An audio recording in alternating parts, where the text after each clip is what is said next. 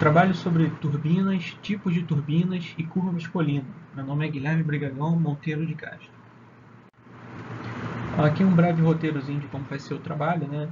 Passar por uma definição das turbinas, uma classificação, alguns principais modelos, né? Focando sempre no escopo da disciplina, que é hidrelétricas, algumas grandezas importantes para o dimensionamento, alguns parâmetros importantes para o dimensionamento, né? Relacionando essas grandezas, um conceito sobre gerador e, finalmente, as curvas escolhidas. Definição. Turbina vem do francês turbine, que por sua vez vem do latim turbo, que significa redemoinho ou giro. As turbinas, elas são um tipo de turbomáquinas. As turbomáquinas são duas, as bombas e as turbinas. A gente pode dizer que as bombas elas gastam energia e as turbinas elas geram energia. E essa energia gerada da turbina, ela é devido à passagem do fluido através dela.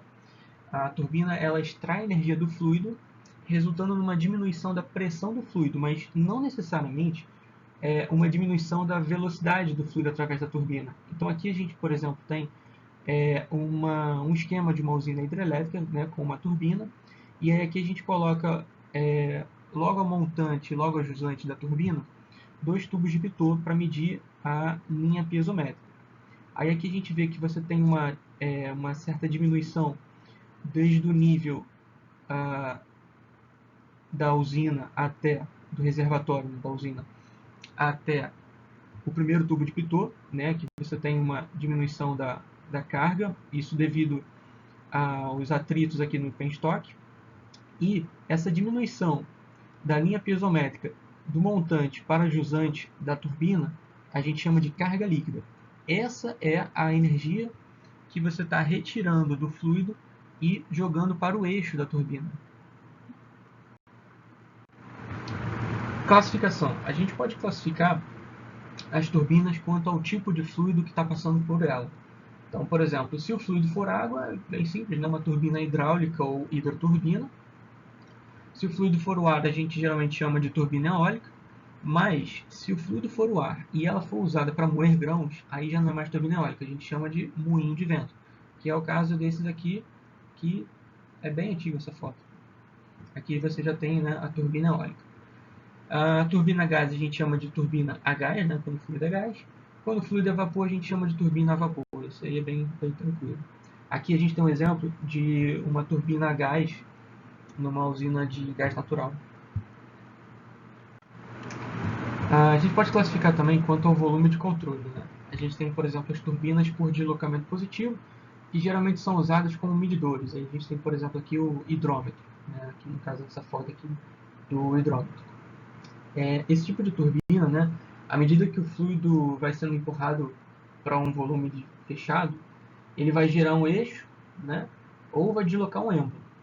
E aí, em seguida, o volume fechado do fluido ele vai ser empurrado para fora à medida que mais fluido vai entrando no dispositivo.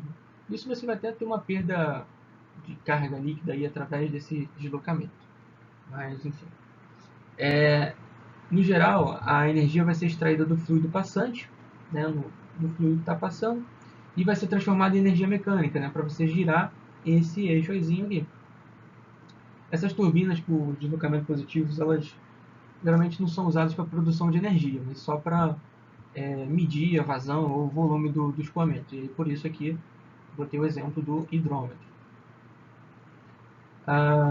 E também a gente tem a turbina dinâmica, que eu vou falar mais no próximo slide. Turbinas dinâmicas, elas são o que a gente mais vê aqui durante o curso, né? Elas servem tanto para fazer medições quanto para gerar energia. Aqui eu coloquei um exemplo, né, de um anemômetro, né, de 3 conchas. Ele é usado para medir a velocidade do vento, né? Então, um exemplo aqui de turbina dinâmica para medição. E aqui também tem uma aplicação nova, né, da turbina, que ela é utilizada, se não me engano, para extrair energia dos vórtices, que fica aqui na ponta da asa. E aí vai sendo convertida em eletricidade para usar caso de necessidade, né, a bordo. Mas enfim, as turbinas dinâmicas elas são classificadas em dois grandes grupos, né? Ação ou impulso e reação. As turbinas de ação elas usam a energia cinética da água para transformar em energia mecânica, né? Para transformar em giro, basicamente. E as turbinas de reação elas vão também utilizar a energia da velocidade, como também a energia devido à pressão do fluxo, né? Entre a saída e a entrada. E o rotor, né, ele vai ficar totalmente submergido, também tem esse ponto. Principais modelos, né? Aqui a gente tem uma turbina bem famosa, né, que é a turbina Francis, que foi inventada em 1849. Ela tem esse formato aqui curioso, né, parece um caracol. Aqui você tem um diâmetro de entrada maior do que o diâmetro de saída. Isso porque durante o escoamento da água aqui dentro da turbina vai ocorrendo perda de energia devido a atritos. E para que a pressão se mantenha aproximadamente constante, você vai tendo uma redução do diâmetro aqui. Aí aqui são os pedaços, né, da turbina, né, o eixo, o distribuidor, a caixa em espiral ou caracol, né, aqui o rotor, e aqui uma imagem do rotor, né, em destaque. Aqui você tem a coroa, né, as pás do rotor e aqui uma cobertura. A rotação específica, né, velocidade específica de uma turbina Francis fica em torno de 20 a 100. Né? Engraçado que essa velocidade específica ela não tem unidade, essa rotação específica não tem unidade. Mais para frente eu falo sobre isso. A turbina Francis é um tipo de turbina de reação, né? Então o trabalho do eixo ele vai estar relacionado, associado no caso, né, à variação da pressão e também da energia cinética, né, no rotor aqui. A altura de queda de uma turbina Francis ela fica entre 45 e 750 metros, então ela tem uma faixa bem interessante, né? E aí acho que até por isso que grande parte da eletricidade gerada no Brasil é através de turbinas Francis, né? Outro tipo bem conhecido também é a turbina Kaplan, né, que foi inventada em 1913. Aqui a gente tem uma representação dela em destaque, em que aqui a gente tem as pás. Essa parte aqui onde ficam acopladas as pás a gente chama de cubo, e essa ponteira aqui é chamada de ogiva. Né? Aqui a representação do fluxo de água através da turbina. A diferença para a turbina Francis, por exemplo, é que o fluxo de água ele é axialmente. Então a água vai entrar aqui por essa comporta aqui, e quando ela estiver em contato com a turbina, ela vai estar axialmente. Enquanto que o contato do fluido da água com a turbina Francis ele ocorre lateralmente. Aqui é axialmente. Ela também é uma turbina de reação, né? A rotação específica dela está entre 95 e 310, né? Ela possui duas variantes, né? Que é chamada turbina hélice e a turbina bulbo. A gente vai ver mais para frente também. A altura de queda para uma turbina do tipo Kaplan fica entre 2 e 60 metros, né? Ela é uma boa alternativa para quando você tem uma restrição quanto à área inundada, né? Ou seja, próximas a cidades e tal. Turbina tipo bulbo é uma variação da turbina Kaplan, né? Aqui você tem também a ogiva, as pás ligadas no cubo, ela tem o eixo aqui do rotor. É interessante que a parte que gera a energia elétrica, né, que transforma esse giro do motor em energia, o gerador mesmo, ele fica guardado dentro desse bulbo. E é gigante, né? Tipo, a pessoazinha aqui, ela tá pequenininha dentro do bulbo ali.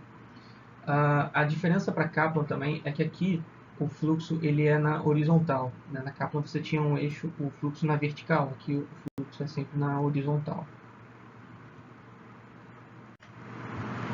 Aqui turbina tipo Pelton, inventada em 1880. Ela já é uma turbina do tipo de ação, né? Então a energia mecânica gerada por ela é devido à transformação da energia cinética do fluxo de água através do rotor. Aí aqui a gente tem, né, a representação desse fluxo de água incidindo na forma de um jato sobre o rotor. E esse rotor ele possui umas pás em forma de duas conchas, né? Aqui dá para ver melhor essas duas conchas.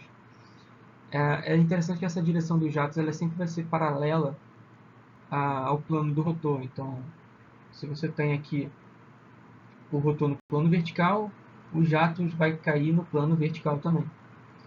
É utilizado quando esse tipo de turbina, né, é utilizado quando você tem elevadas alturas de queda e também pequenas vazões, né?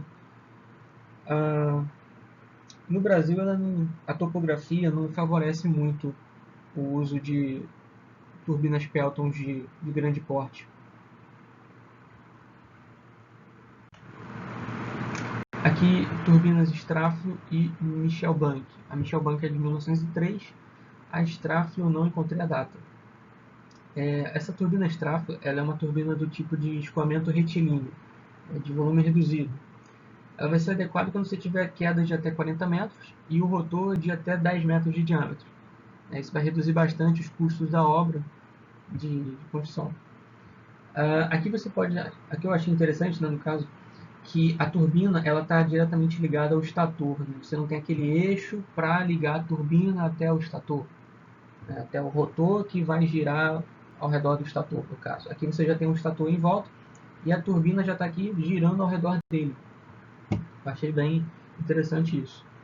Aqui no caso da turbina Michelbank, ela também é conhecida como turbina de fluxo transversal, né? E ela é constituída por um rotor do tipo tambor aqui, tambor. E tem umas pás estampadas aqui, né, em forma de lâmina. Aqui você tem a seção transversal. Essas turbinas elas são comumente utilizadas quando você tiver situações de menores quedas e maior volume de água. Aqui uma turbina que eu achei interessante, a turbina de Tesla, feita em 1913. Achei interessante que ela é uma turbina sem pá. Né? Ao invés da pá, ela vai usar a ação da camada de fronteira entre os fluidos, né? Gases, líquidos e vapores, e várias pontas de disco suave. Né? Esses discos aqui, eles têm uma distância muito pequena entre eles, né? No máximo 0,4 milímetros, e essa superfície tem que ser muito lisa. Aí acaba que na época do Tesla mesmo, esses materiais para fazer discos muito finos, assim, eles não podiam ser encontrados, né? Eles estavam sempre distorcidos, deformados. Então a turbina do Tesla não teve sucesso comercial naquela época. Né? As formas de usar essa turbina ainda estão sendo testadas hoje em dia, né? E até houve uma construção para parques eólicos em 2010, se não me engano. A vantagem está no uso de turbinas de baixa potência, no caso aqui, né, para turbina de Tesla. O Tesla ele criou, na verdade, essa turbina era para usar na energia geotérmica. Aqui também mais uma outra turbina, no formato um pouco diferente, né? A turbina João Val, feita em 1837. No caso aqui, essas duas não estão em operação, não só para exposição. Aqui algumas grandezas importantes para fazer o dimensionamento e uma caracterização de uma turbina. Né?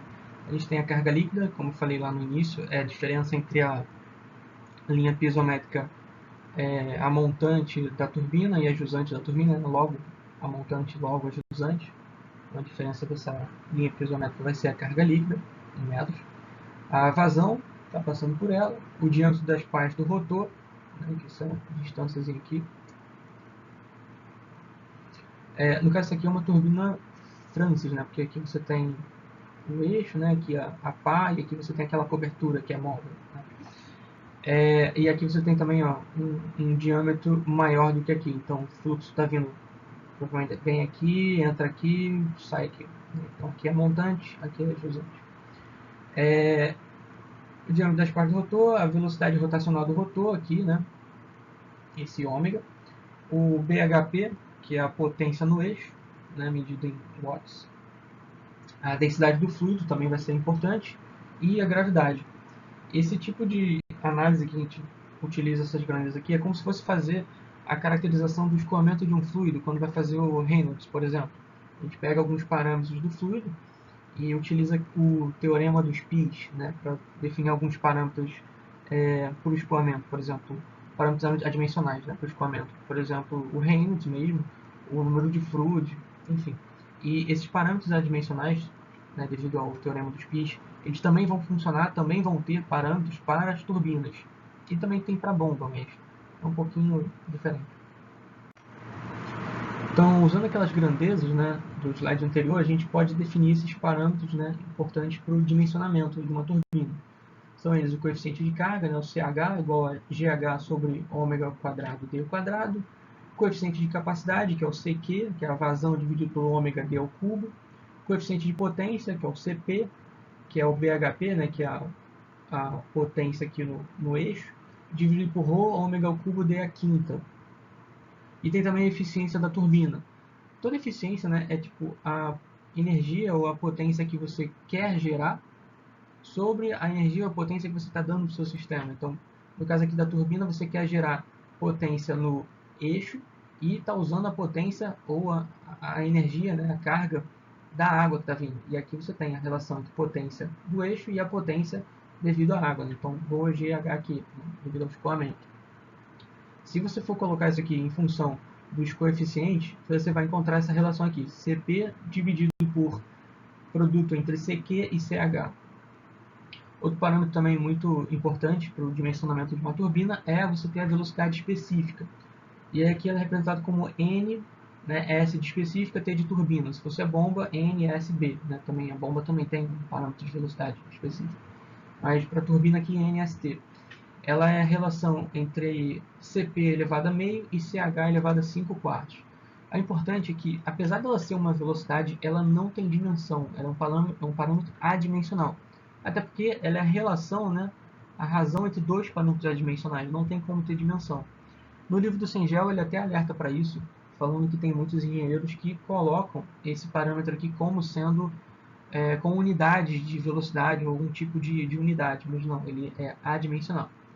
E aí, fazendo essas contas aqui, você vai chegar nesses valorzinhos aqui. Né? A velocidade específica da turbina ela é usada para caracterizar a operação de uma turbina nas suas condições ideais, né? O ponto de melhor eficiência, e ela acaba sendo útil para a seleção preliminar da turbina.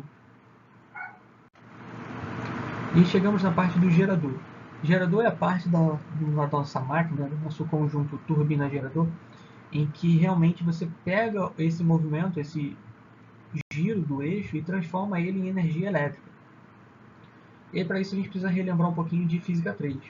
Aqui no caso a gente tem o fluxo eletromagnético igual ao número de espiras vezes o produto escalar entre o vetor campo magnético e o vetor área. E aí fazendo esse produto escalar você tem NBA cosseno de θ, onde θ é o ângulo entre o vetor campo magnético e o vetor normal ao plano da espira. E aí, quando você tem uma variação desse fluxo, você vai ter uma DDP induzida, uma força eletromotriz, né, consequentemente, uma corrente elétrica induzida. Aqui, por exemplo, você tem, né, uma espira com a parte azulzinha para cima e a vermelha, laranja para baixo. Aqui você tem as linhas de campo, né, um campo uniforme, as linhas estão igualmente passadas. Né? Você tem as linhas de campo passando pelo plano da espira. Quando você rotaciona essa espira, você não tem mais as linhas de campo, ou seja, você variou o fluxo nessa espira. E aí, como você teve uma variação no fluxo, você teve uma força eletromotriz induzida, você teve uma corrente elétrica induzida. Rotacionando novamente 90 graus, você agora tem a parte azulzinha para baixo, a vermelha ou laranja para cima. Você volta a ter as linhas de campo aqui, e perceba que aqui ó, você tinha uma corrente elétrica no sentido anti-horário. Agora aqui você não tem mais a corrente elétrica. E aí, voltando a rotacionar mais 90 graus, você volta para a posição em que as linhas de campo magnético estão perpendiculares ao plano ao vetor normal, perdão, ao vetor normal do plano da espira.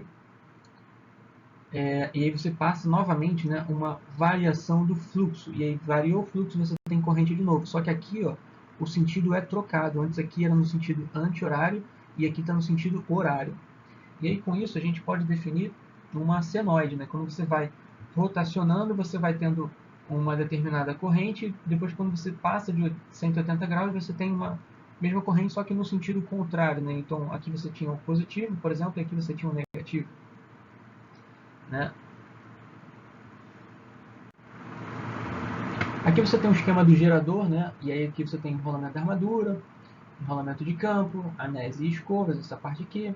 Esse aqui é o seu rotor. Aqui você tem um circuitinho, né, de excitação de campo. E isso aqui tudo é o estator. O estator é o enrolamento de fios, né, que vai ter. Aqui são as saídas em corrente alternada. Aqui é um esquema mais simplificado desse rotor, né, desse gerador. Aqui onde vai ter o giro, né, o polo norte vai descer, depois vai subir, descer, subir. E você, quando você tem um giro completo disso aqui, você tem uma corrente alternada aqui, um ciclo de corrente, né? E aí você tem aqui sempre dois polos, o polo norte e o polo sul. Sempre você vai ter um número par de polos. E aí você, conforme vai aumentando o número de polos, você vai aumentando a frequência. Né? A frequência aqui do giro, você percebe que está um pouco maior. O número de polos vai determinar a frequência aqui. Então, o número de polos está diretamente ligado. Aqui você tinha dois polos, você tinha um ciclo. Aqui você tem 8 polos, você tem 4 ciclos completos. Como que eu encarei dessa forma? Como que eu entendi esse conceito?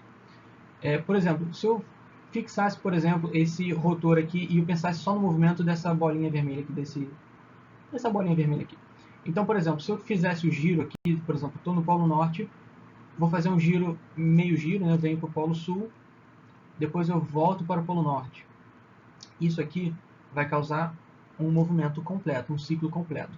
Quando eu for fazer o mesmo ciclo, o mesmo giro aqui, nesse outro gerador, né, com 8 polos, eu vou ter polo norte, polo sul, polo norte de novo. Aqui era norte, sul, norte.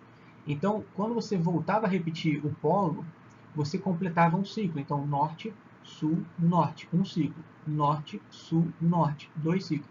Norte, sul, norte, três ciclos. Norte, sul, norte, quatro ciclos. Então, sempre vai ser em pares de polos, né? E nesse esquema, né? Norte, sul, norte ou sul, norte, sul, não importa, né? Você completa um ciclo. Essa frequência da tensão gerada ela pode ser calculada com essa formulazinha aqui, né? Onde F vai ser igual a Pn sobre 120, em que F vai ser a frequência da tensão gerada, né? Frequência não tem nem mais trema, eu botei errado aqui, em Hz. P vai ser o número total de polos da máquina. Então aqui a gente não vai colocar em pares de polos, vai colocar, sei lá, 8 polos, né? Nesse caso aqui, 2 polos, nesse caso aqui. E N é a velocidade do rotor em rotações por minuto, em RPMs. Aí finalmente aqui curvas Colina, né? Para cada máquina, que é o sinônimo de grupo turbina-gerador, existe uma curva denominada de curva Colina. A curva Colina é essa daqui, não parece realmente uma colina ou uma montanha, sei lá. A curva Colina relaciona a capacidade de geração da máquina com a vazão turbinada e a altura de queda. Então aqui a gente tem rendimento do conjunto turbina-gerador, altura de queda e vazão, né? Quando você relaciona esses três, você tem essa malha aqui de pontos, né? Que realmente parece uma colina.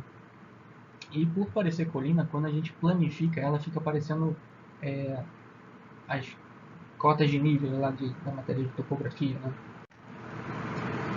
Esse aqui é o diagrama de colina, né?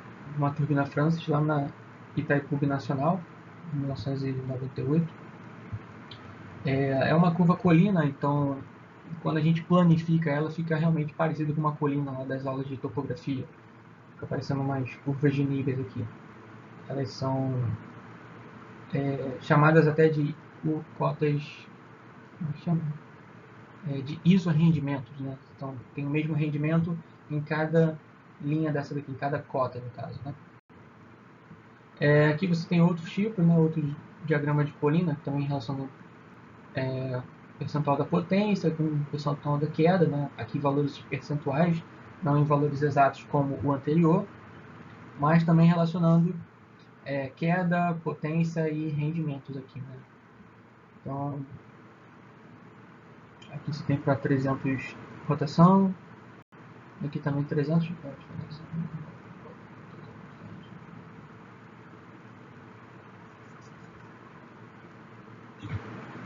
Enfim, são para turbinas... aqui, percentual da vazão, agora sim, percentual da vazão, tá certo. Aqui mais alguns exemplos, né? Também está feito à mão isso aqui. Isso aqui já foi feito um recurso computacional.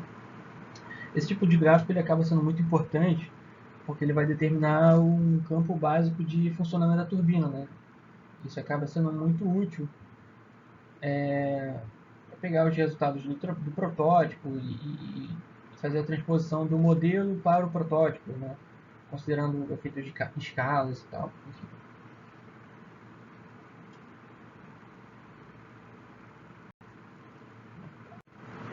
Isso aqui são as referências. Usei mecânica do fluido sem gel, algumas dissertações, esse site aqui, nota de aula do professor. Obrigado.